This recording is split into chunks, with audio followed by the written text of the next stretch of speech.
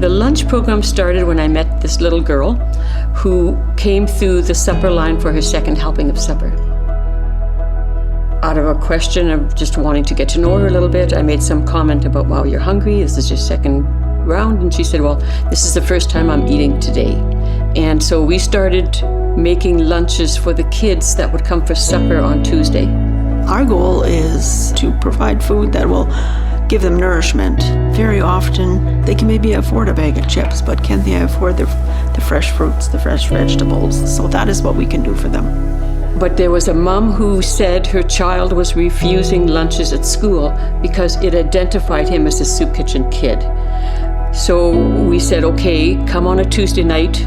So she picks up supplies for 4 children, and every Tuesday she comes and replenishes that supply.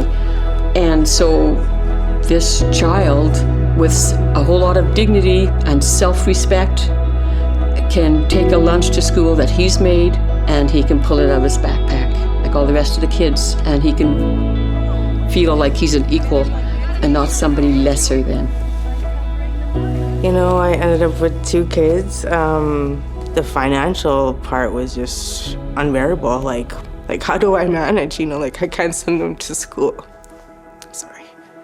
I had my daughter last year in kindergarten, and you know, like the teachers would, you know, like talk about how she didn't have cheese or she didn't have certain fruit groups, and it was like she was the one kid that didn't have everything brought.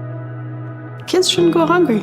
Just, they shouldn't. And the little bit that we can do, the little bit of food that we can give them, top up their extra food with some nutritious food and apples, some veggies, some granola bars, whatever it takes to focus on being kids instead of being hungry.